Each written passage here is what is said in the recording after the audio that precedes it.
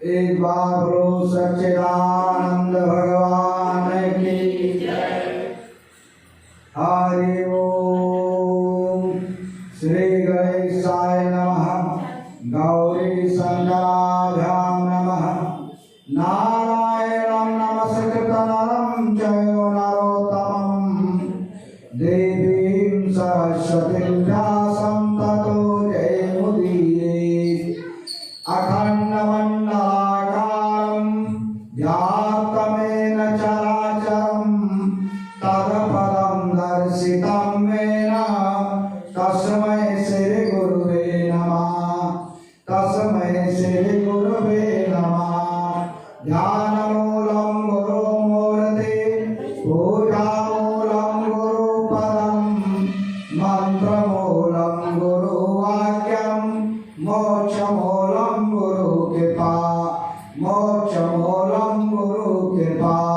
एक बार गुरु सद्गुरुदेव भगवान की गंगा तरंग रमणीय जटाकलापं गौरी निरंतर विभूषित वामभागं नारायण प्रियमनंगमदापहारं वाराणसीं पुरपतिं भज विश्वनाथं।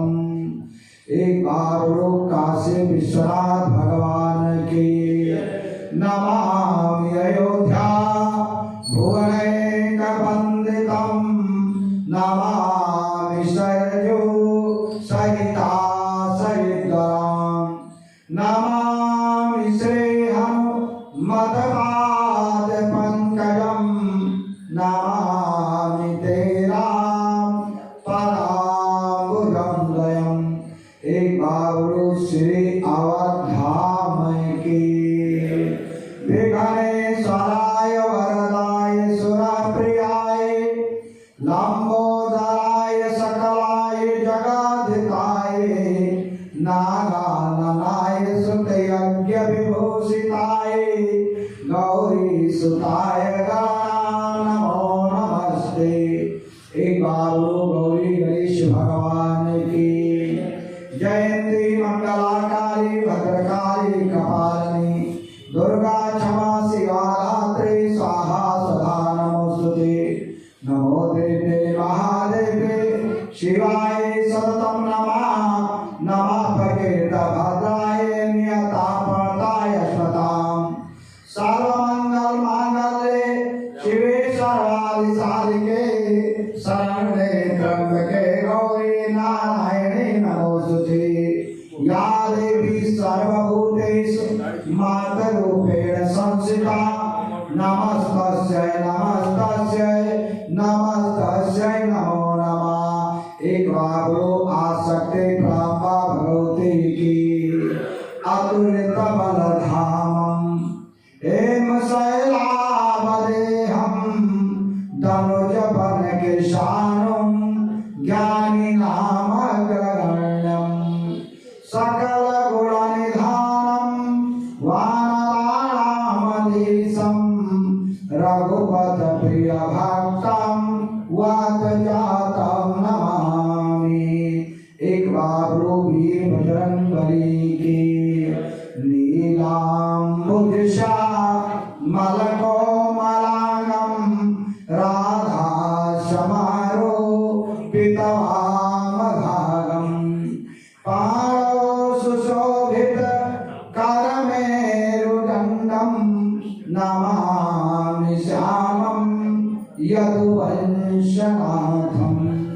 एक बार आनंद वृंदावन बिहारी लाल की श्री राम राम रघुनंदन राम राम श्री राम राम भरताग्रज राम राम श्री राम राम रणकर कस राम राम श्री राम राम शरणं भव राम राम। सियावर रामचंद्र की जय के पाद पंकज में कमला थकते न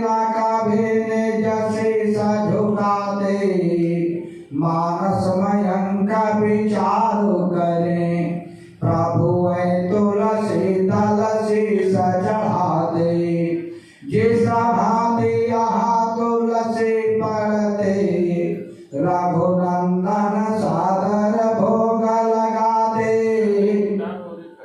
तुलसी कृत मानस के सुनते बस मानस में प्रभु हैं बस जाते तो बंदो तुलसी के चरण जिनके हो जग काज कलि समुद्र पूरत लख्यो प्रगट्यो सप्त जहाज सिया मांडवी उर्मिला सुत के रति वरदान चारि सुवन चारि रतन तुलसी करत प्रणाम जय जय जय राधारमण जय जय नंद किशोर जय गोपी चित चोर प्रभु जय जय माखन चोर राम कथा के रसिकवर भक्त राज मत धीर आय सुआसन लीजिए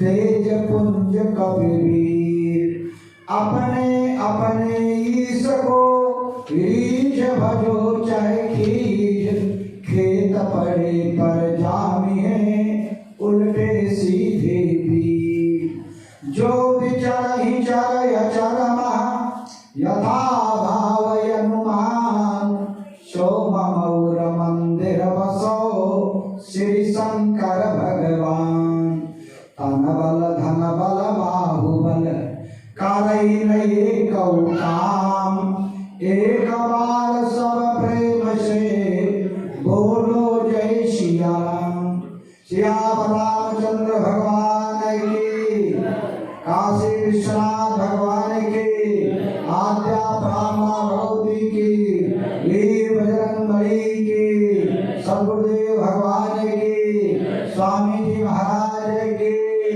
तथा सत्संग में आए हुए समस्त भक्तों की समस्त देवियों की जजमान देव की आज के आनंद की सब उपस्थित स्वामी जी महाराज एवं भगवान की पवित्र पावन कथा सुधा का स्मरण करने वाले समस्त श्रोता महानुभाव भक्तगण सदी सावित्री और विमला मांडवी के पवित्र चरित्रों का अवलोकन करने वाली शक्ति स्वरूपा माताओं बहनों आज की संत मंडली विद्वत मंडली प्रातः स्मरणीय गोस्वामी तुलसीदास जी महाराज राम कथा के रसिक और अनंत बलवान वीर बजरंगबली हनुमान जी आराध्य देवी देव भगवान श्री रामचंद्र जी गुरु भूत भावन भोलेनाथ एवं आवाई समझ देवी देवतागण जिनकी गोदी में बैठ करके वसंत के नवरात्र के पवित्र पावन अवसर पर एक पावन अवसर प्राप्त हुआ ऐसे स्वामी जी और कथा को श्रवण कर रहे छोटे मोटे नन्हे मुन्ने बाल गोपाल भगवान के पवित्र पावन कथा सुधा का रसपान करते हुए आज चतुर्दिवस चल रहा है। हम सब बड़े भागी हैं क्योंकि मानव शरीर पाए और मानव शरीर पा करके सत्संग मिला। क्योंकि माया स्वरूपी संसार में सब कुछ सुलभ है लेकिन दो चीजें दुर्लभ हैं कि बड़े भाग मानुष तन पावा असुर दुर्लभ सत ग्रंथ गावा। दुर्लभ मानसो देही ये मानव शरीर दुर्लभ है। 84 लाख योनियों को भोगने के बाद में जीव को मानव शरीर मिलता है। कहो कोई प्रमाण है? हाँ प्रमाण दूंगा। सब लोग जानते हैं कि कलयुग में अपने हाथ का 3.5 हाथ का होते हैं। छोटा होगा तो अपने हाथ से 3.5 हाथ, बड़ा होगा तो 3.5 हाथ, और एक हाथ में 2 भित्ता होता है। 3.5 हाथ का 7 भित्ता हुआ और एक भित्ता में 12 अंगुल होते हैं तो 7 भित्ता का 12 सदे 84 अंगुल। 84 अंगुल पे हम आप हैं। इससे सिद्ध होता है कि हम आप 84 लाख योनियों को भ्रमण करने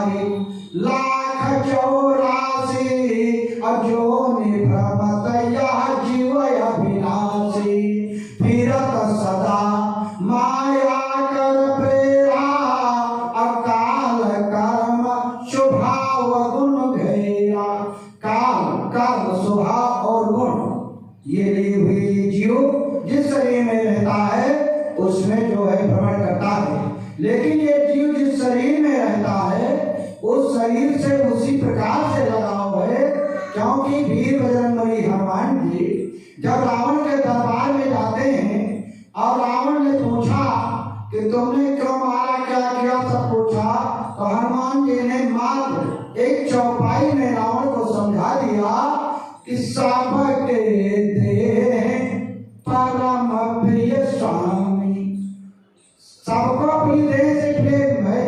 ये नहीं कि तुम सांप को मार कर जीवन मुक्त कर दो, जितना तुमको अपने शरीर से प्रेम है उतना एक कीड़े मकोड़े को भी अपने शरीर से प्रेम है। ये जीव जिस शरीर में रहता है उसी का हो जाता है। इस प्रकार से जो है तो मानव शरीर पाए, बड़े भाग से पाए। और बड़े भाग से क्या मिलता है? बड़े भाग पाए सत्संग, और सत्संग भी बड़े भाग से मिलता है।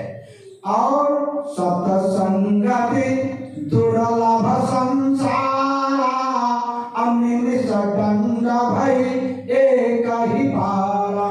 और वो सत्संग दुर्लभ है।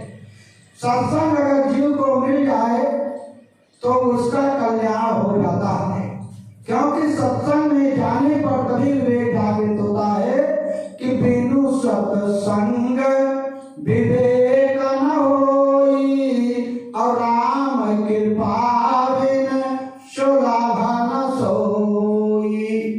परमात्मा ने अपने अंश से आत्मा को प्रकट किया। ईश्वर अंश जीव अविनाशी, अचेतन अमल सहज सुख राशि। ये आत्मा परमात्मा का अंश है, जो चैतन्य है, जो की खान है, मल से रहित है और अमर भी है। तो कहा जब सुख की खान है, अमर है, तो फिर मरने से क्यों डरता है, फिर क्यों दुख भोगता है?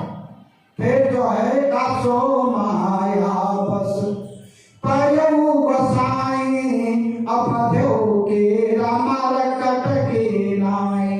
माया के वशीभूत होकर ये दुख जोड़ता है और मरने से जो है डरता है, जबकि आत्मा अमर है।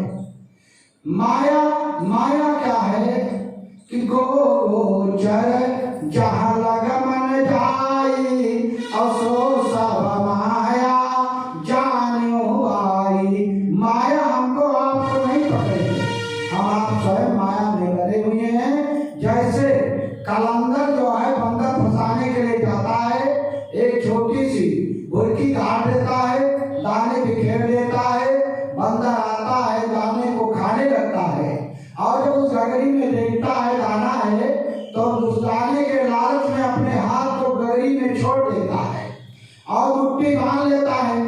और जब मुट्ठी बांध कर निकालता है तो गगरी का इस प्रकार से है कि उधर से मुट्ठी नहीं खुलती है।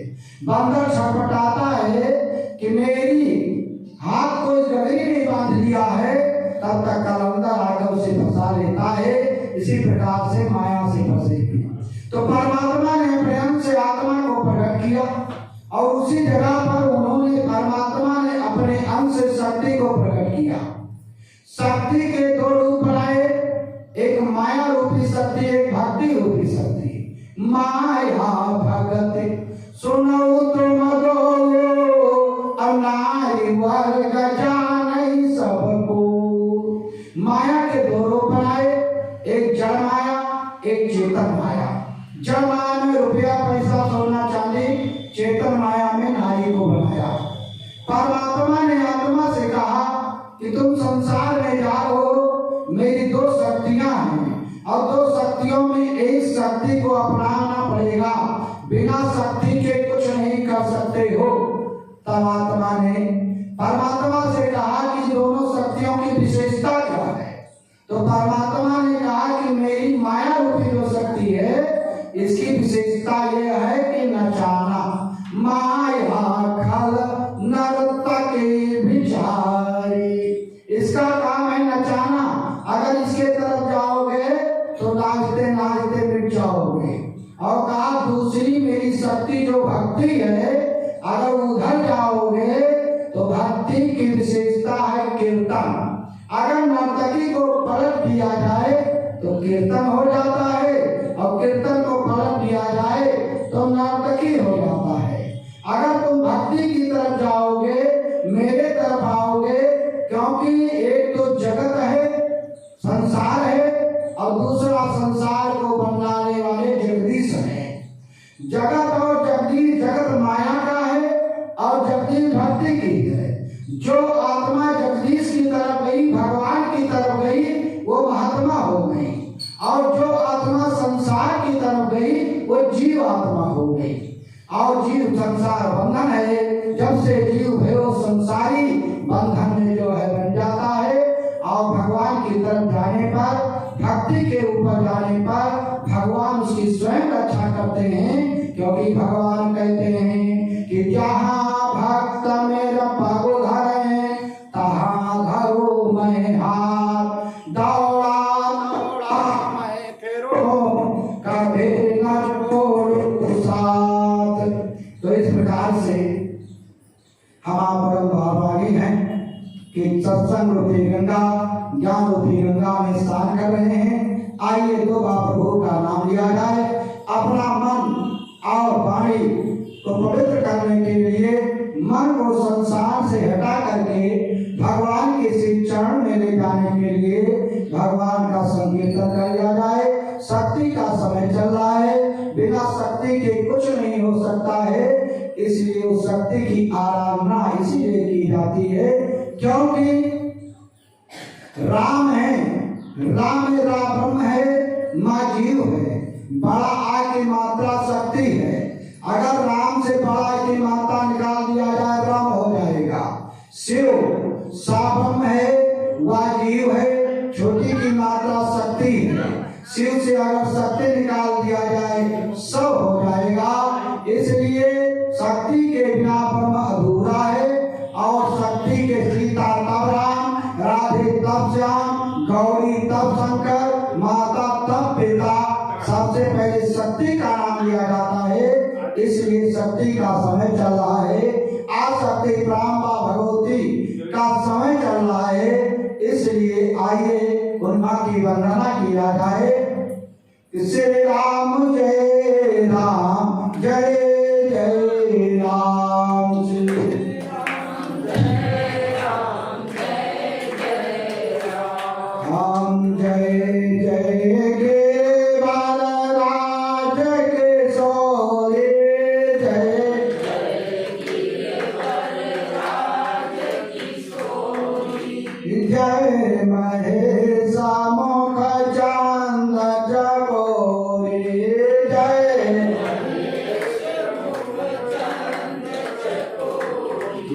जय गज बदन खड़ानन माता, जय गज जगत जाननी दामिन दुति गाता, जगत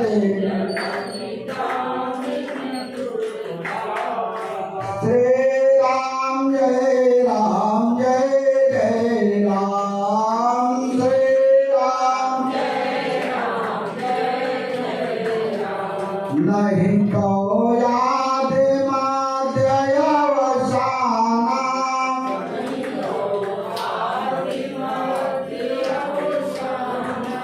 अमित प्रभाव वेद नहीं जाना, अमित भव भव विभव पराभव कारण, भव भव विश्व विवश सवस विहारिण, हरि देवी भोग पद कमल तुम्हारे, देवी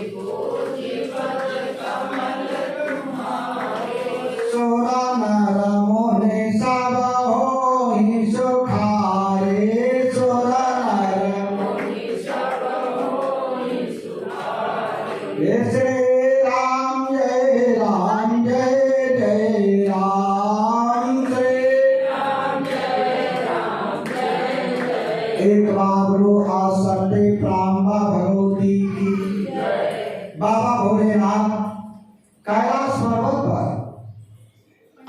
शक्ति प्राप्त भगवती देवी पार्वती को भगवान की पवित्र पावन कथा सुना रहे हैं।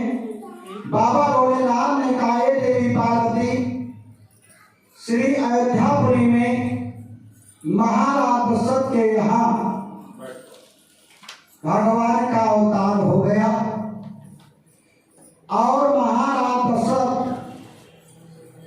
ने जब सुना तो ब्रह्मानंद में इतने प्रसन्न हुए कि ब्रह्मानंद में डूब गए कि दशरथ पुत्र जन्म सुने का अमान हो ब्रह्मानंद समान।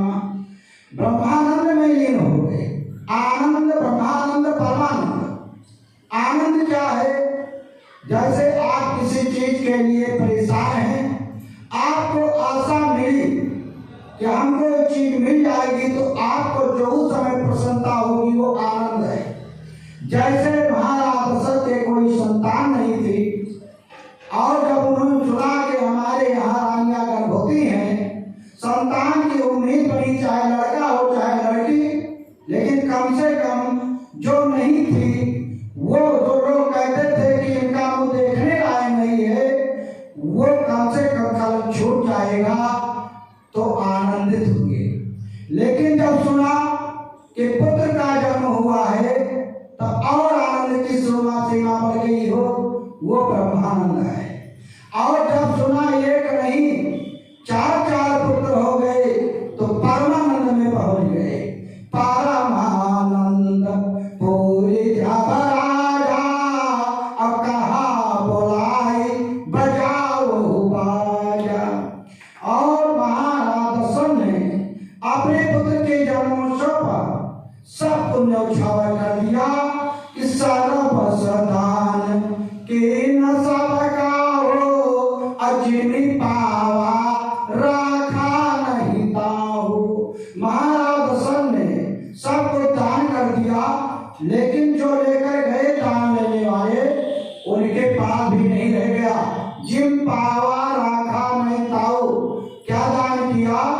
गजर रथ तुरग हे मगोरिया, अधीन नाना विधि चीरा। यहाँ तक महाराज दशरथ ने भगवान को भी दान कर दिया, राम लक्ष्मण को दान कर दिया, विश्वामित्र को, लेकिन विश्वामित्र भी ले गए, लेकिन ब्याज लगा करके ले गए 2 और लाए 4 मोहियों के शरीर। उन्होंने भी वापस कर दिया, लेकिन दोना करके दिया। तुलसी पंछी के बटिए घटे न सजिता में दान किए, धरना घटे जो सहाय रघुवीर। इसलिए सर्वस दान कीन सबका हो, जिन पावा राखा नहीं ताहू। बाबा भोलेनाथ पार्वती से कहते हैं किस प्रकार से अयोध्यापुरी में जो है राम लला 6 दिन के हो गए। छठी का उत्सव मनाया जाने का समय हो गया है और सभी अयोध्यापुरी की नारियां जो है महाराज दशरथ के रंगमहल में पहुंच रही हैं। उधर कैलाश पर्वत पर आज शक्ति प्राम भगवती देवी पार्वती भी सर धज कर तैयार हो रही हैं कैलाश से अयोध्यापुरी को आने को। बाबा भोलेनाथ ने कहा, हे देवी पार्वती, आज तुम सर धज रही हो, कहाँ जाने की तैयारी है? पार्वती ने कहा, हे भोले बाबा, अयोध्यापुरी में महाराज दशरथ के यहाँ आज राम का अवतार हुआ, 6 दिन के हैं, छठी में निमंत्रण आया है, इसलिए वही जा रही हूँ। पार्वती ने कहा कि तुम दिन रात पुनि तुम राम, राम दिन राति असादर जपहो अनंगाराति। तो बोले बाबा ने कहा, ये देवी हमको भी ले चलो, हम अपने प्रभु के बाल रूप का दर्शन कर लें। वैसे हमारे प्रभु के तो नाना अवतार होते हैं, लेकिन 2 ही अवतार हैं जिनमें उनके बाल रूप का दर्शन होता है, या तो त्रेता में राम अवतार या द्वापर में कृष्ण अवतार। तो हम भी चले अपने प्रभु के बाल रूप का दर्शन करें और उनके दर्शन करके परम आनंद को प्राप्त हो। पार्वती ने कहा, हे भोले बाबा, तुम वहां नहीं जा पाओगे, दर्शन नहीं कर पाओगे। कहा क्यों? कहा वहां पर सब महिलाएं ही महिलाएं रहती हैं, अखिल भारतीय महिला सम्मेलन लगा होता है, कोई पुरुष नहीं है, पुरुषों का प्रवेश वर्जित होता है। यहाँ तक कि जब लड़का का पिता भी नहीं जा सकता है तो तुम कहाँ जा सकते हो? इसलिए तुम वहां नहीं पहुंच पाओगे। बोले बाबा ने कहा ठीक है, जब वहां पुरुषों का प्रवेश वर्जित है तो ठीक है, लेकिन यह बताइए किसी देवी के साथ अगर उसका छोटा बच्चा है तो जा सकता है कि नहीं जा सकता है? कहाँ अगर छोटा बच्चा है तो जा सकता है। बोले बाबा ने कहा तो ठीक है, मैं बाल रूप धारण कर लूंगा, छोटा हो जाऊंगा और आपके साथ चल करके प्रभु के बाल रूप का दर्शन कर लूंगा। पार्वती ने कहा भोले बाबा तुम बाल रूप धारण कर लोगे, लेकिन मैं नहीं ले जा पाऊंगी। कहा क्यों? कहा अगर वहां कोई किसी ने पूछा कि कौन है तो मैं क्या कहूंगी? भोले बाबा ने कहा अगर कोई पूछेगा तो मैं आपको मां नहीं दूंगा, ये मेरी मां है, क्योंकि तुम जगत की माता हो, सबकी माता हो, तो मुझे मां कहने में कोई भी संदेह नहीं। लेकिन पार्वती ने कहा भोले बाबा तुम तो मां कह दोगे, लेकिन अगर मुझसे किसी ने पूछा तब मैं क्या करूंगी? संसार जानता है हमारे दो पुत्र, एक पुत्र का हाथी जैसा मुंह और एक पुत्र छामू का। पूछने लगेंगे ये कहां से तीसरा पुत्र आ गया, मेरी बहुत बदनामी हो जाएगी, इसलिए मैं नहीं ले जा पाऊंगी। पार्वती ने सब साफ भोले बाबा को इनकार कर दिया। अब पार्वती कैलाश पर्वत से अयोध्यापुरी की ओर चल देती है। आगे आगे पार्वती जी जा रही हैं, पीछे पीछे बाबा भोलेनाथ बाल रूप धारण किए हुए। उस समय भोले बाबा का रूप कैसा है? कपूर के समान गौर वर्ण का है। उसी समय की वर्णना को लिखा है कि कर्पूर गौरम करुणावतारम संसार सारम भुजगेन्द्रहारम सदा वसंतम हृदयारविंदे भावाम भवानी सहिताम नमामि। आज भवानी के साथ भव जा रहे हैं और जब अयोध्या पहुंच गए तो अयोध्या में महाराज दशरथ के रंगमहल में जब पहुंचे तो वहां 7 दरवाजे थे। 7 दरवाजे पर आखिर में जो है पहला दरवाजा पड़ा, पार्वती जी तो अंदर चली गई, लेकिन भोले बाबा रास्ता भूल गए। जब रास्ता भूल गए तो उसमें जो है भटक गए। एक दासी आई, कहा बेटा क्यों रो रहे हो? कहा हमारी माता जी आई है, न जाने किस रास्ते से चली गई। वो दासी बालक रूप धारण किए भोले बाबा के हाथ को पकड़ लेकर पहुंची जहां पर सभी नारियां बैठी हैं, पार्वती भी बैठी है। दासी ने कहा कि बेटा देखो तुम्हारी माता जी इसमें कहा।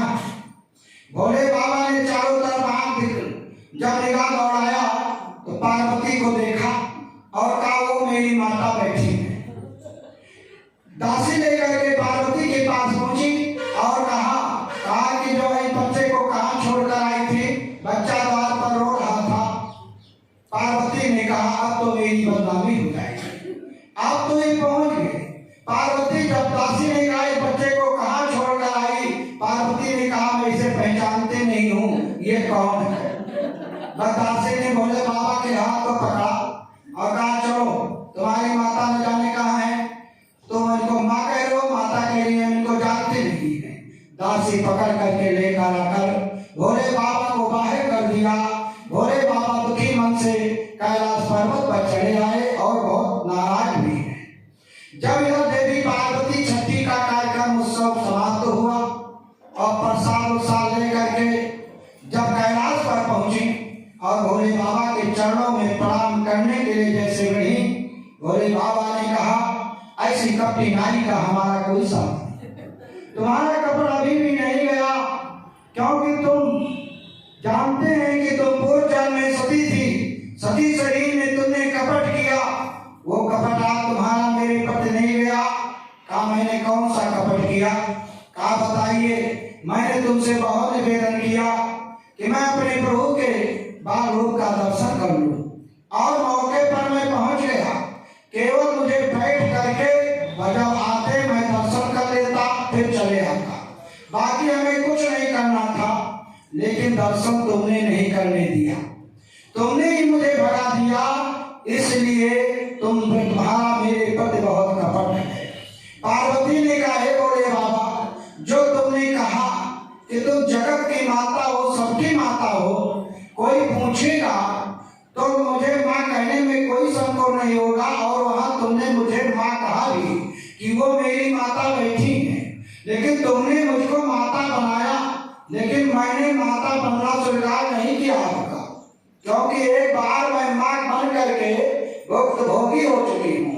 क्योंकि जब मैं सती शरीर में थी तो मैंने सीता का रूप बनाया था परीक्षा लेने के लिए। तो भोले बाबा तुमने कहा था कि राम मेरे पिता हैं, सीता मेरी माता है, और तुमने मेरी माँ का रूप बनाया है।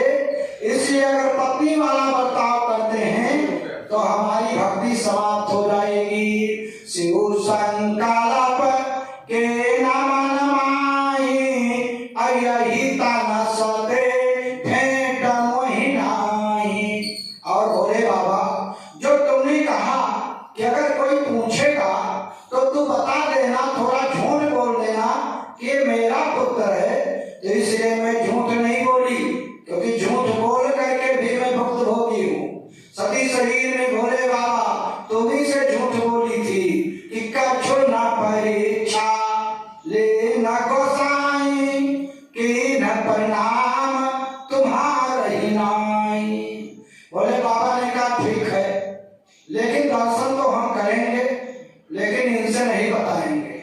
नहीं, अगर ये जान जाएंगी तो दर्शन होना होगा तो भी नहीं हो पाएगा। इसलिए भोले बाबा तब तक धीरे धीरे रामलला अयोध्यापुरी में 6 महीने के हो गए। इधर भगवान भोलेनाथ ने सोचा कि बिना पार्वती को बताए हम जा करके अब कोई उपाय लगा करके अकेले दर्शन करेंगे। कैलाश पर्वत से भोले बाबा अयोध्यापुरी में आए, सरयू के घाट पर बैठे हैं। कैसे गाय राजमहल की बात है, राजा के घर में कैसे गाय, कैसे दर्शन हो, बड़े धर्म संकट में।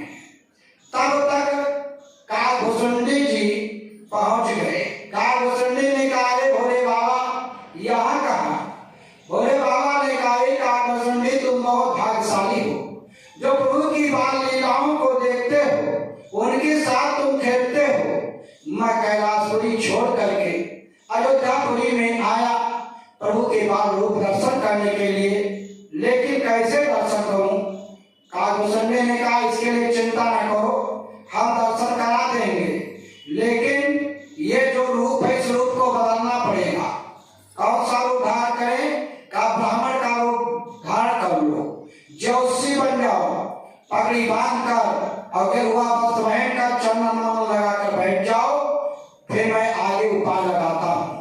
भोले बाबा ने अपना रूप बदला और ज्योतिषी बन करके, पंडा बाबा बन करके बैठ गए। कालभूषुंडी मनुष्य का रूप धारण करके अयोध्यापुरी गलियों में घूमते हुए कह रहे हैं कि काशीपुरी से एक बहुत बड़े ज्योतिषाचार्य आए हुए हैं, जिनको अपने हाथ या अपने बच्चे की हस्तरेखा दिखाना है, भूत भविष्य वर्तमान की बात पूछना है। वो जा करके सरयू के नए घाट पर बैठे हैं, उनसे संपर्क करें। जब महारानी कौशल्या के महल के पीछे से निकले तो आज 2-4 आवाज लगाया।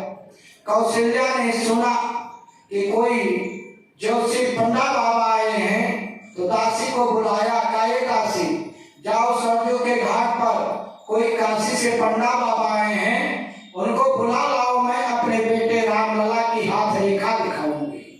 दासी पहुंची, तब तक कालभूषुंडी भी वहां पहुंच गए शंकर जी के पास।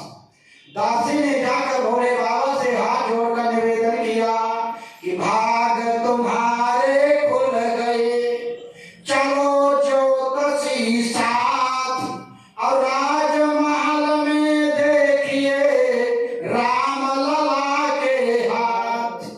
अब आगे आगे दासी, उसके पीछे शंकर जी, उसके पीछे चेला कालभूषुंडी जी चलती है। जब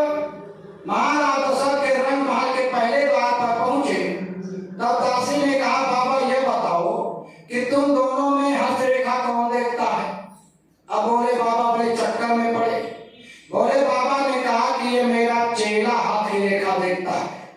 सोचा हम अकेले जाकर क्या करेंगे, इसी के द्वारा हमें दर्शन होना है, और जब चेला नहीं रहेगा तो हम क्या कर लेंगे। इसलिए चेला को बताया तो कहा, दासी ने कहा तो बाबा यहीं पर बैठो, जलपान की व्यवस्था लाती हूँ और जो होगा वो दिया जाएगा, और चेला को लेकर चलते। तब भोले बाबा ने कहा, चेला राम कहाँ जा रहे हो। कहा, मुसुंडी ने कहा, आप ही सब बिना बनाया काम बिगाड़ देते हो, यहाँ तक पहुँचा दिया, अब आगे आप नहीं, हम क्या करें। तो भोले बाबा ने कहा, ये दासी सुनो। कहा, क्या है। कहा, इनसे काम नहीं बनेगा। कहा, तब किससे बनेगा।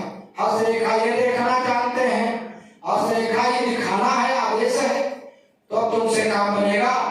कहे, ये काली हाथ के चिन्ह देखे जानते हैं, हम 100 साल के बूढ़े हैं, तेगुर लग रहा है, इसीलिए तो इन चेला को रखे हैं। ये हाथ की रेखा देखते हैं तब उसका गुण दोष हम बताते हैं। भाई हाथ रेखा तो सब लोग देखते हैं, लेकिन इसका गुण दोष जो जानता है वही बताएगा। तब कहा, तब बाबा तुम भी चलो। आप दासी लेकर के भोले बाबा और काकुसुंडू करके राजमहल के अंदर पहुंची। महारानी कौशल्या अपनी 6 महीने के रामलला जो छठे घराने में जिनका जन्म हुआ है, बाबा भोलेनाथ ब्राह्मण का रूप धारण करके पहुंचे हैं। महारानी कौशल्या अपने बेटे रामलला को आशीर्वाद लेने के लिए भोले बाबा के चरणों में उनका मस्तक रख दिया।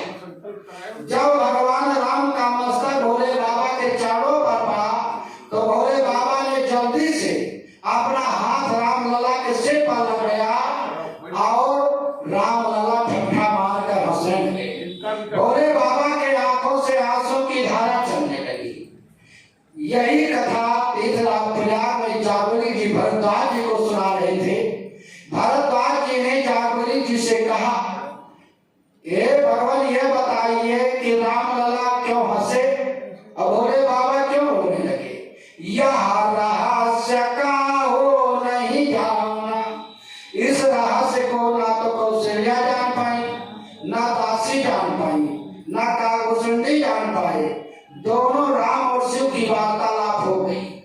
भगवान राम इसलिए ठट्ठा मार कर हंसे कि जिसके लिए मैं इस माया रूपी संसार में आया हूँ वो मेरा कार्य पूरा हो जाएगा। क्यों? क्योंकि रावण के गुरु शंकर जी ने मेरे ऊपर हाथ दे दिया, आशीर्वाद दे दिया है, इसलिए मुझे जो है विजय श्री मिलेगी। बाबा भोलेनाथ इसलिए रोने लगे कि आज मेरे इष्ट देव, जो मैं सोचा था कि मैं अपने प्रभु का दर्शन करूंगा और उनके बाल रूप का दर्शन करूंगा, उन्हें प्रणाम करूंगा, आज मेरे प्रभु मेरे चरणों में अपना सिर रखे मैं स्वामी बन गया। इसलिए भोले बाबा रोने लगे, आंखों से आंसुओं की धारा चलने लगी। महारानी कौशल्या ने कहा, बाबा क्यों रो रहे हो। क्या मेरे बेटे के ऊपर कोई ऐसा ग्रह है जिसको तुम बता नहीं रहे हो।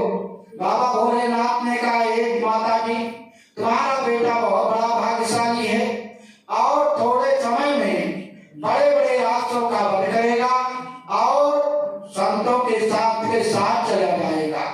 जैसे साधु की बात सुना महारानी कौशल्या दुखी हो गई। बाबा ये क्या कह रहे हो। चौथे पन पायो सुतचारी, अभी प्रवचन नहीं कहो बिचारी। चौथे पन में मुझे संतान मिली है तो बाबा के साथ चला जाएगा, साधु हो जाएगा। कहा नहीं, साधु होगा नहीं, क्योंकि चोर हो जाए, नेता हो जाए, कुछ भी हो जाए, सब मंजूर है, लेकिन बाबा होना मंजूर नहीं है। कौशल्या रोने लगी, अरे बाबा क्या बताया। कहा नहीं, जाएंगे 2 लेकिन आएंगे 4। इसके बाद में आगे की बात भगवान राम ने इशारा कर दिया भोले बाबा से कि वनवास की कथा मत सुना, नहीं वनवास तो 14 वर्ष के बाद में होगा। माता जी का ब्लड प्रेशर आज ही हार्ट अटैक हो जाएगा। वहीं पर रोक दिया और बाबा भोलेनाथ काकुसुंडी के साथ कैलाश पर्वत चले आए। गोस्वामी तुलसीदास ने उत्तरकांड में लिखा कि जही सुख लागे पुराई, अशुभ बेशक शिव सुखद अवधपुरी नरनाथ, दही सुखमा संतति मगन, सोई सुख लवलेश, जिन बारक सपनऊ रह्यो, ते नहीं गणेश खगेश, ब्रह्म सुख ही सज्जन सुमित। अब भोले बाबा जब रामलला के बालों का दर्शन करके कैलाश पर्वत पर पहुंचे, बहुत खुश हुए।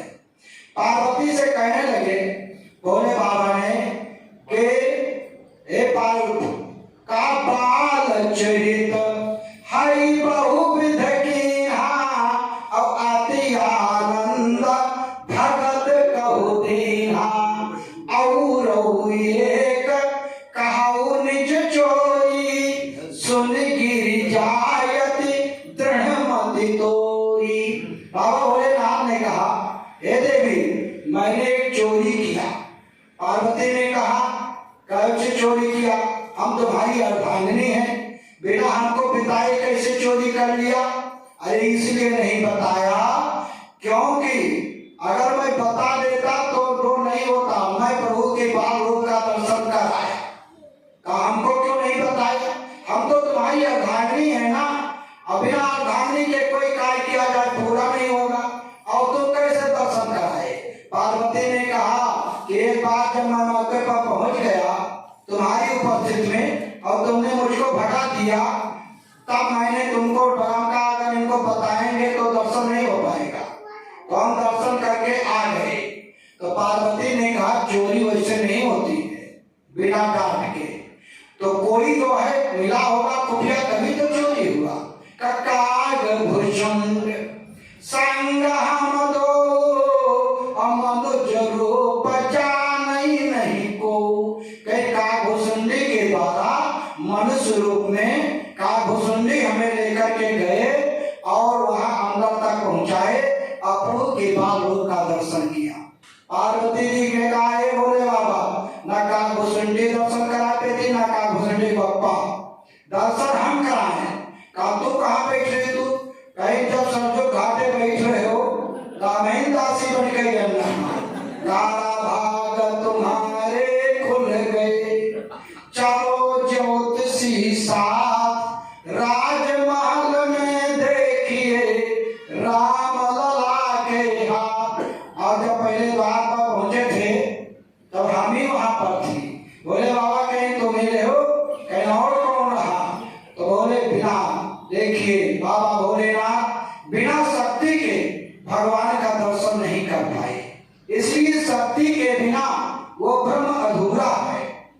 शक्ति के बिना कुछ नहीं हो सकता है, इसीलिए शक्ति के बिना हम आप चल भी नहीं सकते हैं, शक्ति के बिना भक्ति कुछ नहीं कर सकते हैं। इसीलिए हर 3 महीने में के बाद में 9 दिन के लिए जो विधान के अनुसार जो है शक्ति की उपासना बताया गया है, जिसमें 2 विशेष हैं, शारदीय नवरात्र और वासंती नवरात्र जो चल रहा है, जिसमें आप लोग शक्ति की व्रत रख करके आराधना अर्चन पूजन वंदन कर रहे हैं। तो शक्ति के बिना बाबा भोलेनाथ भी भगवान का दर्शन नहीं कर पाए।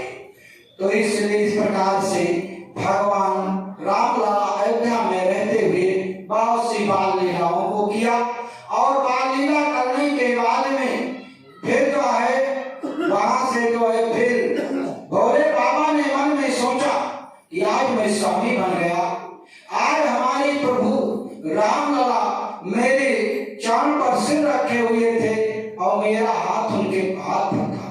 जब तक मैं सेवक नहीं हो जाऊंगा तब तक ये बदला पूरा नहीं होगा। इसलिए भोले बाबा तब तक रामलला अयोध्यापुरी में जो है और बड़े हो गए, 5 वर्ष के हो गए। जब 5 वर्ष के हो गए तो भोले बाबा जो है अयोध्यापुरी में कलंदर का रूप बना करके आए और हनुमान जी को लेकर आए। अवधपुरी में आयो कलंदर, भूपति द्वार नचायो बंदर। महाराज के द्वार पर बंदर का हनुमान जी को नचाने लगे। बंदर का नाम देखने के लिए सभी आए, राम लक्ष्मण भरत शत्रुघ्न आए। काभुसुंडी भी रूप बना करके उसमें मनुष्य रूप बना करके आए और नाच जब समाप्त हो गया तो भोले बाबा हनुमान जी को लेकर के चले गए। लेकिन जब लेकर के चले गए हनुमान जी को तो राम लला ने अन्न जल छोड़ दिया, भोजन पानी सब कुछ छोड़ दिया। महारानी कौशल्या ने कहा बेटा क्या चाहते हो? कहा बंदर, बंदर चाहिए। महारानी कौशल्या ने महाराज दशरथ से कहा, सुमंत से कहा, महाराज दशरथ ने कहा जाओ बंदर पकड़ लाओ। बंदर लेकर आए, फिर नहीं भोजन कर रहे हैं, केवल बंदर ही मांग रहे हैं। बाल हट कर लिया। महाराज दशरथ ने अपने बेटे रामलला को प्रसन्न करने के लिए अयोध्या में इतने बंदर बला बुला दिए कि अयोध्या बंदरों से जो है पट गई। फिर भी भोजन नहीं कर रहे हैं। तब गुरु वशिष्ठ के यहाँ गए, का गुरुवर रामलला उठ गए हैं, भोजन नहीं कर रहे हैं, बंदर मांग रहे हैं। मैंने बहुत से बंदरों को मंगाया, फिर भी जो है नहीं भोजन कर रहे हैं। वशिष्ठ ने ध्यान देकर देखा। वशिष्ठ ने कहा राजन, वो जिस बंदर को मांग रहे हैं वो हनुमान नाम का बंदर है। वही समय पंपापुर में बाली के यहाँ रह रहा है और वो आए उसी को मांग रहे हैं। महाराज दशरथ पंपापुर से जो है आदेश किया, बाली ने हनुमान को दिया, लेकिन ले जाएं, जब उनका बेटा भोजन कर लेगा तो हमारे हनुमान को वापस कर देगा। और अगर नहीं वापस, महाराज दशरथ ने कहा नहीं तो जितना कहेगा 1000-2000 बंदर हमें हाथ से भेज देंगे। आए हनुमान जी, आए हनुमान जी और रामलला साथ में जो है रह करके जो है, और उन्होंने जो है साथ साथ रहे। कब तक रहे? जब तक विश्वामित्र नहीं आए। जब महाविश्वामित्र जी अपनी यज्ञ की रक्षा के लिए अयोध्यापुरी में राम लक्ष्मण को मांगने के लिए आए तो रामलला ने हनुमान जी से कहा अब तुम अपने वहां को जाओ। हनुमान जी रोने लगे कि प्रभु हमें आप अपने से क्यों अलग कर रहे हो? तो भगवान राम ने कहा जाओ, समय आने पर हम तुम्हें स्वयं ढूंढ लेंगे। हनुमान जी पुनः पंपापुर में बाली के पास चले जाते हैं। इधर जो है माता विश्वामित्र जी जो है यज्ञ कर रहे हैं बक्सर बिहार में, और राक्षस जो है उपद्रव मचा रहे हैं। देखा तजाज निशाचर धावई करहि उपद्रव मुनि दुख पावई गाधी तनय मन चिंता व्यापी हरि बिन मारहि न निशाचर पापी। अब इनका सफाया कैसे हो? महाविश्वामित्र ने देखा कि अयोध्यापुरी में चक्रवर्ती ने महाराज दशरथ के यहाँ प्राप्त पर ब्रह्म ने मनुष्य रूप में अवतार ले लिया है। यद्यप उनका अवतार राजघराने में हुआ है, लेकिन राजसुख भोगने के लिए नहीं आए हैं। वो तो विप्रधेनुसुर संस्थित लीन होने की अवतार, अब उन्हीं को लेकर आवे और उन्हीं हमारी यज्ञ की रक्षा कर सकते हैं। महाराज विश्वामित्र जी बक्सर से अयोध्यापुरी की ओर चल देते हैं। मन में सोचते हैं चौथे पर में महाराज दशरथ को पुत्र प्राप्ति हुई है और हम उनके पुत्र को मांगने जा रहे हैं राक्षसों से लड़ाने के लिए। कैसे पुत्र को देंगे? कैसे हमारी मनोकामना पूर्ण हो? एक किसान खेती करता है, अपनी खेती के बारे में सोचता है, दुकानदार अपनी दुकान के बारे में सोचता है, एक संत अपने उसके बारे में सोचता है, जो जैसा उसी अनुसार सोचता है। महाविश्वामित्र जी अपनी कामना को मन में लिए हुए चल देते हैं कि बहुविध करता मनोरथ जात लाग नहीं पार काई जन सर जो जला गए भूप दरबार।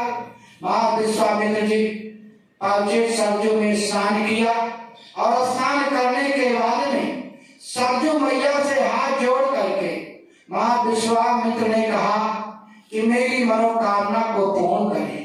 इसके बाद में महाविश्वामित्र जी अयोध्यापुरी की गलियों से होते हुए चक्रवर्ती ने महाराज दशरथ के रंग महल को जा रहे हैं। आप लोग अयोध्या गए हैं हनुमानगढ़ी से, जब आगे चले तो सामने लिखा है चक्रवर्ती ने महाराज दशरथ का रंगमहल बड़ी जगह।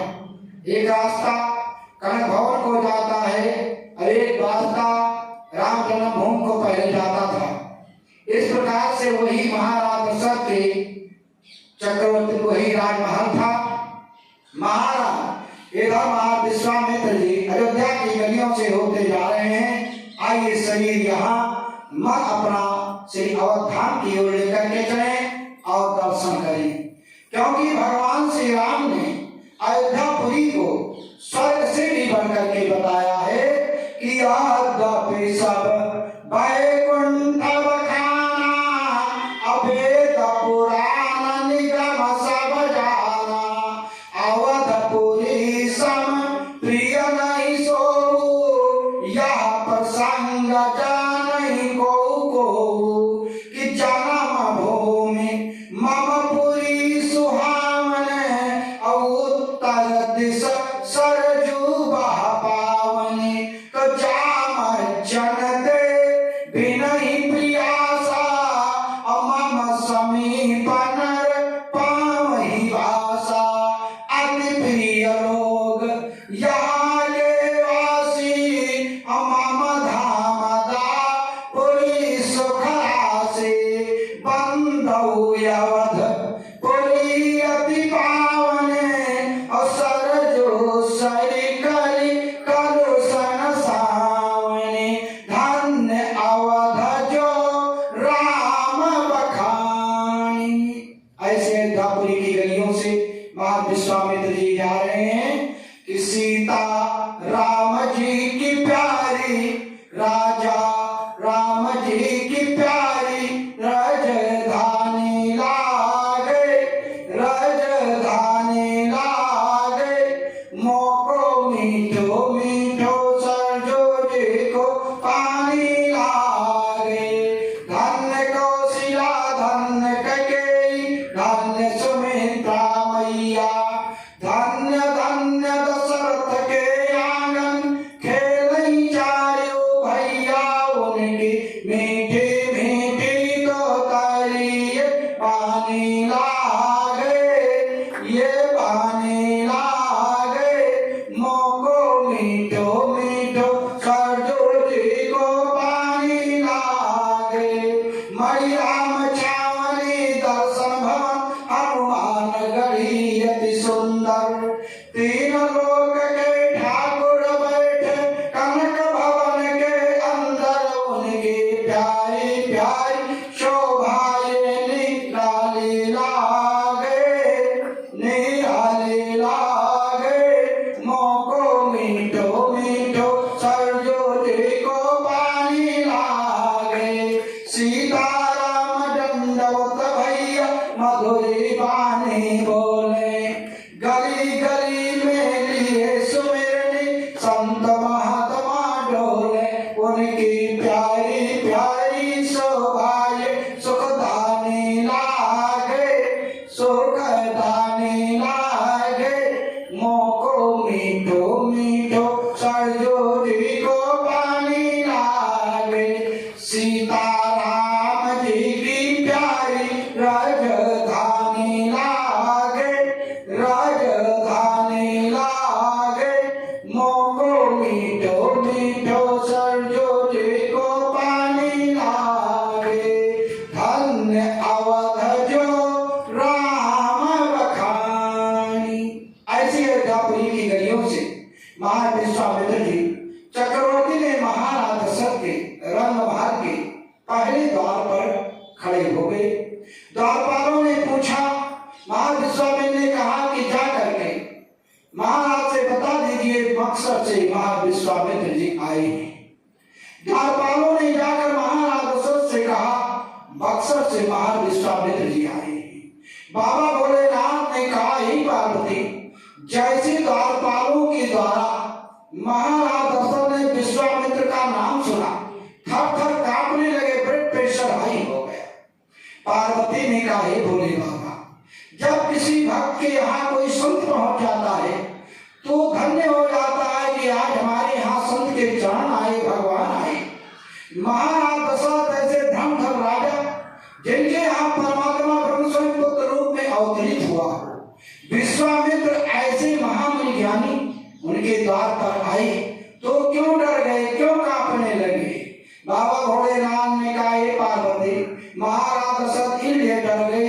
कांप गए। उन्होंने सोचा कि यही विश्वामित्र हैं जो सत्युग में हमारे पूर्वज हरिश्चंद्र को अयोध्या से ले जाकर काशी बेचा था, तो आए हैं तो कुछ न कुछ उपद्रव जरूर लेकर आए। आज हरिश्चंद्र को बेचने के बाद में विश्वामित्र ने अयोध्या की धरती पर पांव नहीं लगा है, त्रेता के अंत में आए हैं। ये महाराज दशरथ साथ में ब्राह्मणों को ले लिया कि मुनि आगमन सुना जब राजा, तो मिलन गयो ले विप्र समाजा। जगत गुरु ब्राह्मण, ब्राह्मण गुरु सन्यास, सन्यासी गुरु अविनाशी, अविनाशी गुरु सर्वनाशी। तो इस प्रकार से जो है ब्राह्मणों को साथ में ले लिया, मानस शिक्षा देता है।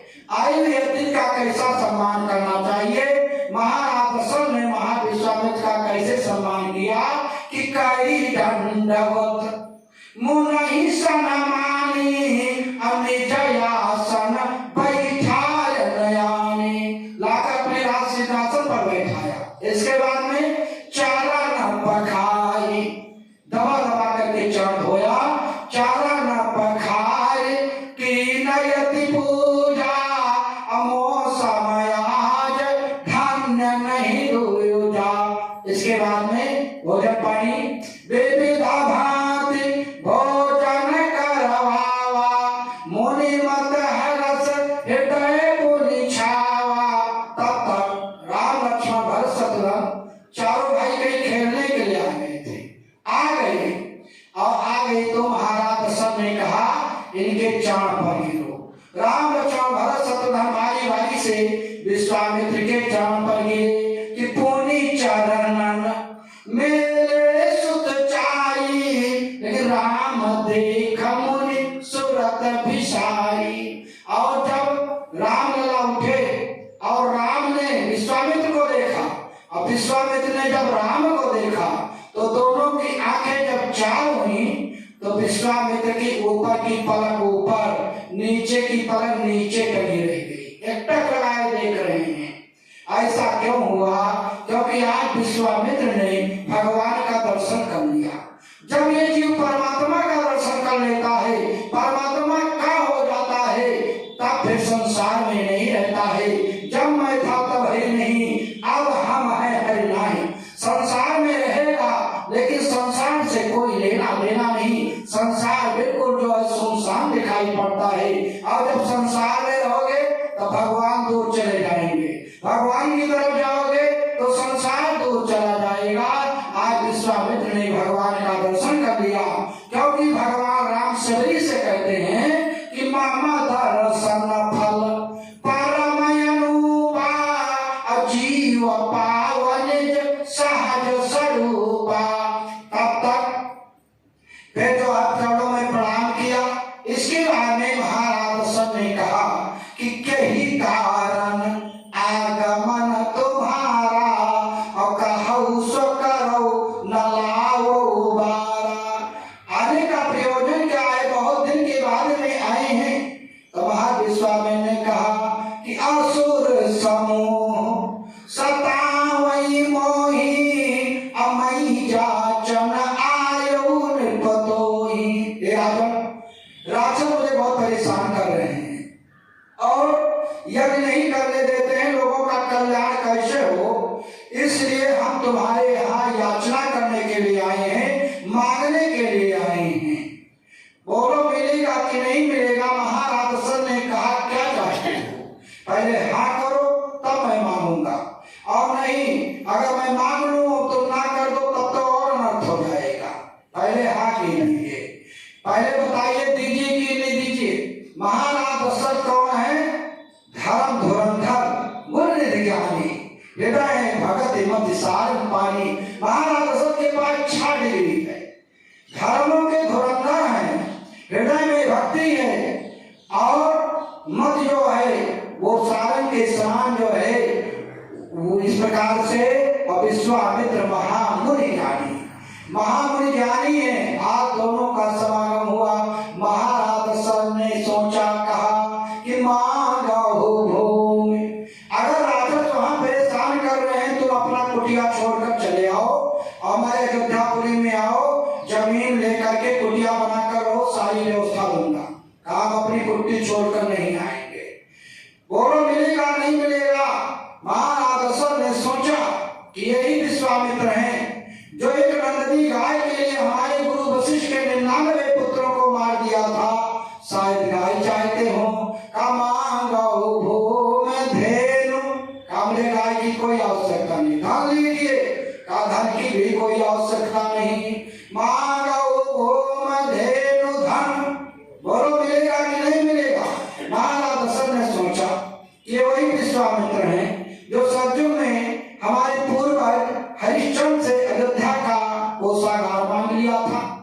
मुझे लगा मांग लिया था, शायद कोसा गाय ही चाहते हैं।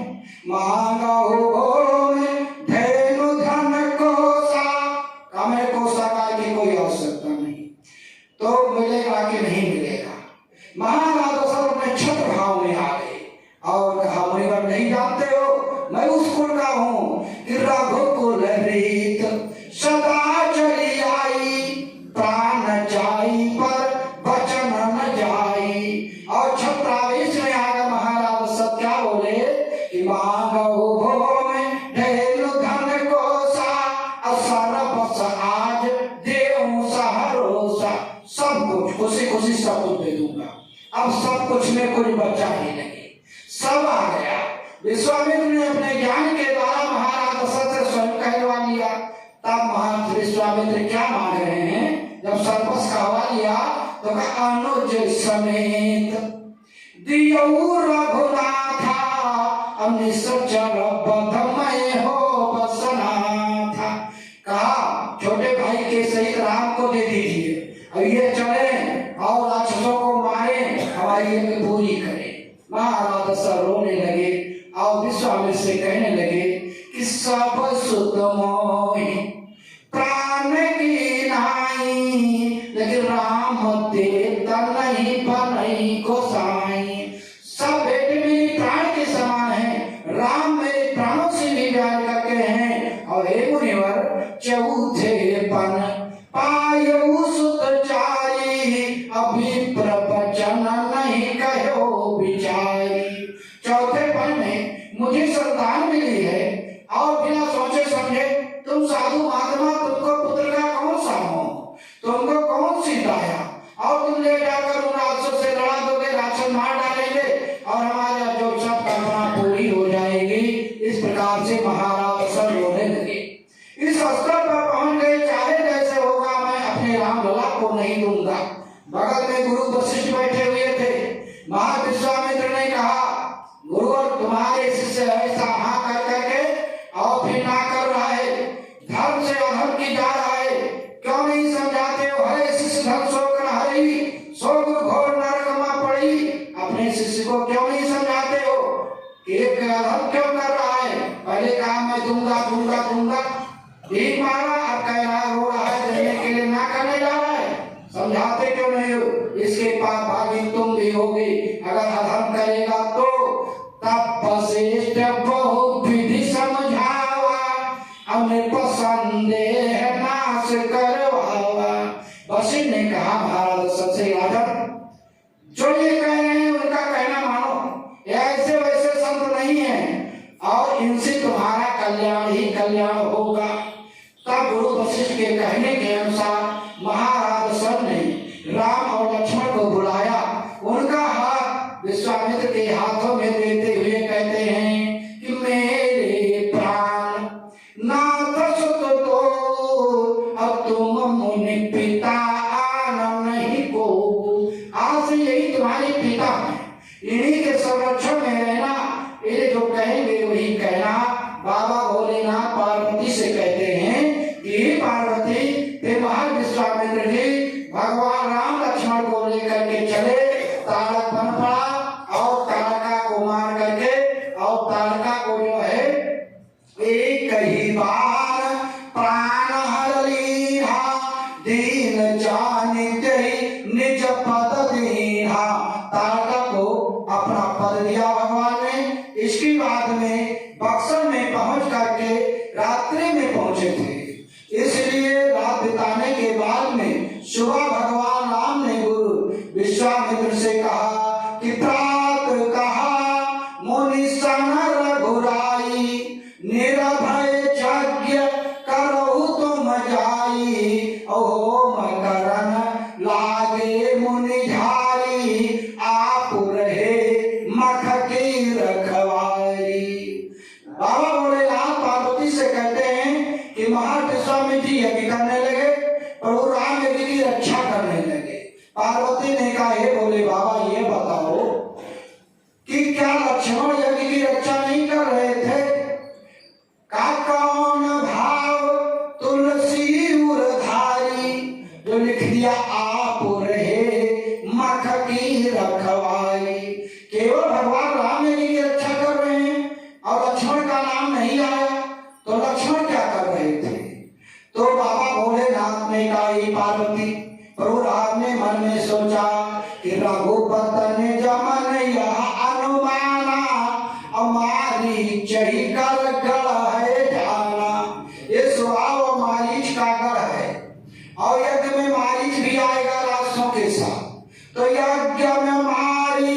केहू सही आई है, लखन पान से वही मरी गई है, और जो मारीच या मरी गई है, तो माया मृग बन कर को आई है। तो सोई भाव प्रभु हृदय विचारी, ले आप रहे मख की रखवारी। भगवान राम ने सोचा कि अगर मारी जाएगा और लक्ष्मण रहेंगे तो मार देंगे, मारी मर जाएगा, आगे की लीला समाप्त हो जाएगी। क्योंकि भगवान राम के पास 3 प्रकार के बाण हैं, असली फसली नकली, और लक्ष्मण के पास ओरिजिनल बाण है। क्योंकि भगवान राम ने कहा है कि जग महु सखा निशाचर जेते, और लक्ष्मण नहीं निमिष महु देते। और भगवान राम के पास 3 प्रकार के बाण, असली फसली नकली, और तीनों बाणों का प्रयोग किया। असली बाण किसके ऊपर चलाया? एक ही बाण प्राण हर लीना, और दीन जानते निज पद दीना, तारका के ऊपर। फसली बाण बिन फल बाण राम महिमारा, सत जो जन का सागर पारा, मारीच को। नकली बाण चित्रकूट में चलाया। कपट बेस पर कपट निशाना, सीक धनुष सायक संधाना। सीक का धनुष, सीक का बाण, नकली धनुष नकली बाण जयंत के ऊपर चलाया। और इसके बाद में जब बाबा भोलेनाथ ने कहा कि जब वहां पर भगवान राम लक्ष्मण महाराज विश्वामित्र के यहाँ की रक्षा कर रहे हैं, सुबह को जो पावक अग्नि के बाद समाप्त किया, मारीच को बेड़ा भर का बाण मारा, वो समुद्र के उस पार जाकर के गिरा। उसी समय महाराज विश्वामित्र ने सुना कि मिथिलापुरी में धनुष यज्ञ है। मिथिला नरेश ने धनुष यज्ञ ठाना है कि जो भगवान शिव के धनुष को तोड़ेगा उसी के साथ मैं सीता का विवाह करूंगा।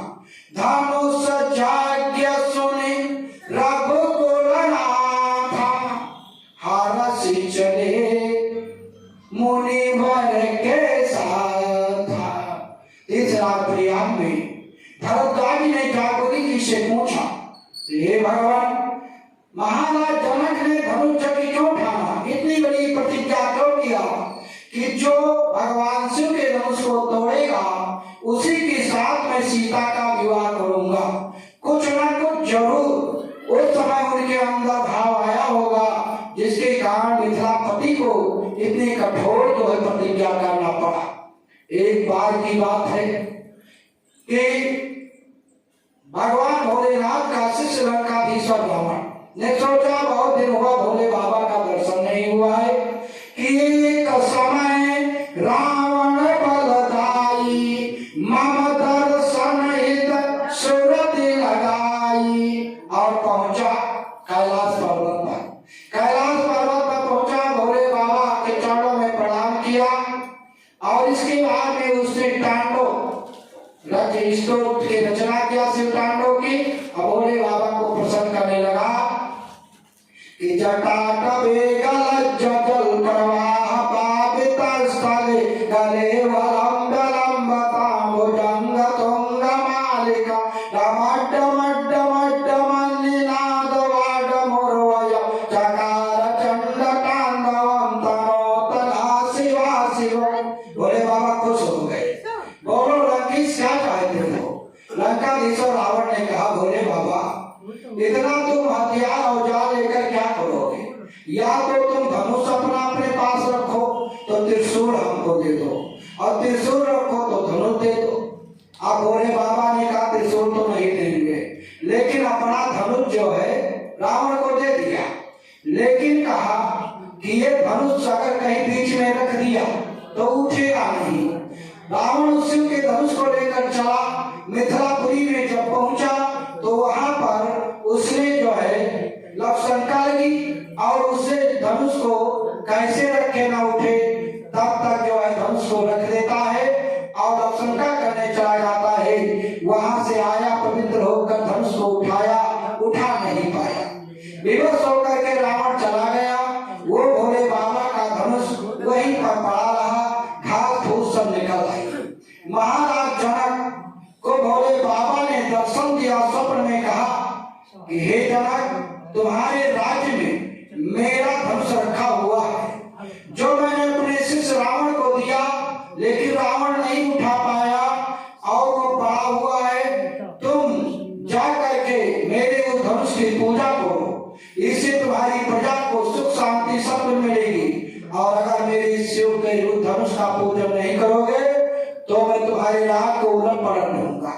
अब सुबह जब जागे महाराज जनक तो अपनी धर्म पत्नी सुनैना से ये बात कहा। उस समय सीता 5 वर्ष की थी, बैठी हुई थी। महाराज जनक जी स्नान करने के लिए चले जाते हैं और सुनैना से कहा तुम जाओ वहां सफाई कर दो और सफा करके मैं धनुष की पूजा करूंगा। भोले बाबा ने स्वप्न में मुझे बताया है। जब सुनैना जब जनक चले गए तो 5 वर्ष की सीता सुनैना ने अपनी माता से हट कर लिया कि मैं जाऊंगी और धनुष को साफ करूंगी। सीता जी 2-4 सखियों के साथ सुनैना ने भेज दिया और सीता ने जाकर चारों तरफ की घास को साफ किया। इसके बाद में माताओं की आदत होती है घर की सफाई करती हैं, बर्तन है बर्तन को उठाकर इधर रख देती हैं, उसके तरफ फिर नीचे भी लीप साइड करके फिर बर्तन को रख देती हैं। सीता ने सब तरफ जो है धनुष की जो है सारी सफाई किया, लेकिन धनुष के नीचे जो घास थी उसको कैसे साफ करें। एक हाथ से धनुष को उठा लिया और दूसरे हाथ से उसके नीचे की जमीन को साफ करके सीता ने फिर उसी जगह पर रख दिया। जब महाराज जनक आए, भोले बाबा के धनुष की पूजा किया, पूजा करके आए तो सुनैना से कहने लगे कि हे देवी, सब जगह की जमीन को साफ किया लेकिन धनुष के नीचे की जमीन को कैसे तुमने साफ किया? सुनैना ने कहा मैंने नहीं साफ किया, सीता जो है वही साफ किया है। उसी जगह महाराज जनक जान गए कि सीता ऐसी वैसी नहीं है जिसने जिस धनुष को जो है रावण ऐसा भी योद्धा नहीं उठा पाया। 5 वर्ष की मेरी सीता ने उस धनुष को उठा लिया। उसी जगह पर महाराज जनक ने प्रतिज्ञा किया कि जो भगवान शिव के धनुष को तोड़ेगा उसी के साथ मैं सीता का विवाह करूंगा। आज धनुष क्या सोने राघव को लगा था, हारस चले मुनिवर के साथ। जैसे विश्वामित्र ने कहा कि राम मिथिलापुरी में धनुष यज्ञ है। अब जैसे यज्ञ सुना भगवान को यज्ञ बहुत प्रिय है। और जैसे चलो जले यज्ञ देखें, आज ब्रह्म जो है शक्ति को प्राप्त करने के लिए, क्योंकि ब्रह्म अधूरा है, शक्ति मिथिलापुरी में है और ब्रह्म राम जो है अयोध्यापुरी में जन्म लिया है। आज ब्रह्म शक्ति की नगरी में जा रहा है, इसलिए शक्ति को प्राप्त करने के लिए गुरु जी से कहते हैं गुरु जी चलो धनुष यज्ञ देखें। धनुष यज्ञ देखने के लिए मिथिलापुरी को चले। धनुष यज्ञ सुनी राघव को लगा था, हर्ष चले मुनिवर के साथ। अब महाविश्वामित्र जी राम लक्ष्मण को लेकर मिथिलापुरी की ओर चल देते हैं। रास्ते में एक जंगल पड़ा और उस जंगल में एक बहुत सुंदर आश्रम है। आश्रम में बहुत तेज है, लेकिन आश्रम दीख एक मगमाही और खगा में गजंत जीव जहाही। लेकिन उसमें ना कोई पक्षी है ना कुछ है, लेकिन आश्रम में बहुत तेज है। देखा एक पत्थर पड़ा हुआ है नारी के समान, और भगवान राम ने कहा कि ये पत्थर कौन है? मां विश्वामित्र ने कहा ये गौतम की नारी अहिल्या है और उनके पति ने उनको श्राप दे दिया है। ये आपके चरण कमल के रज को चाहती हैं, आप चरण स्पर्श करके इनका उद्धार करो। भगवान राम ने जैसे चरण लगाया वो पत्थर जो है स्वयं नारी हो गई और भगवान राम की स्तुति करने लगी। आज मैं धन्य हो गई, हमारे पतिदेव मुनि ने जो पतियों ने मुझे श्राप दिया कि तुम पत्थर हो जाओ, वो बहुत अच्छा हुआ। मुनि श्राप दो जेरा आगे अति भल कीन्हा परम अनुग्रह मैं माना। हमारे ऊपर उनकी बहुत बड़ी कितनी कृपा थी हमारे पतिदेव की कि आज प्रभु का दर्शन करा दिया। आज प्रभु का दर्शन हो गया और अहिल्या का उद्धार करने के बाद में विश्वामित्र भगवान राम लक्ष्मण को लेकर के मिथिला नगरी की ओर चल रहे हैं। बीच में एक नदी पड़ी। भगवान राम ने कहा गुरुवर ये कौन सी नदी है?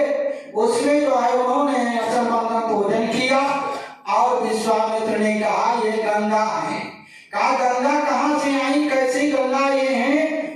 गाधि सुन सब कथा सुनाई, यही प्रकार सुरसरी मही आई। महाविश्वामित्र जी भगवान राम लक्ष्मण को गंगा अवतरण, गंगा के महात्म की कथा सुना रहे हैं। भगवान राम गुरु जी से पूछ रहे हैं, यद्यप सब कुछ जान रहे हैं, वेद पुराण वशिष्ठ बखानी, सुनहि राम यद्यपि सब जाने। और सुनने के बाद में अपना सुनते हैं गुरु जी से इसके बाद में आप कहें अनुज ही समझाई। इसके बाद में जो वो भाइयों को समझाते हैं, जो गुरु के द्वारा सुनते हैं उसको भाइयों को भी समझाते हैं। इस प्रकार से महाविश्वामित्र ने कहा हे राम, सतयुग में एक दैत्य हुए दैत्यराज बलि, जिसने यज्ञ किया 99 यज्ञ किया, सभी यज्ञ कर रहे हैं। और देव माता अदिति के पुत्र जो है देवता परेशान है पराजित होकर के। देव माता अदिति ने कहा कि अपने पति कश्यप जी से कि हे भगवान, हमारे पुत्र कब तक दिति के पुत्रों से इस प्रकार से मारे मारे घूमेंगे, कोई उपाय बताओ। तो कश्यप ऋषि ने कहा व्रत करो। फागुन के महीने में शुक्ल पक्ष की द्वितीया से वो व्रत शुरू होता है और त्रयोदशी को समापन होता है। गाय के दूध का उसमें पान किया जाता है। ओम नमो भगवते वासुदेवाय इस मंत्र का जाप करना। देव माता दीदी ने उस व्रत का पालन किया और पूर्णाहुति के दिन, समापन के दिन भगवान शंकर चक्र गदा पद्म धारण किए हुए वहीं पर प्रकट हो गई।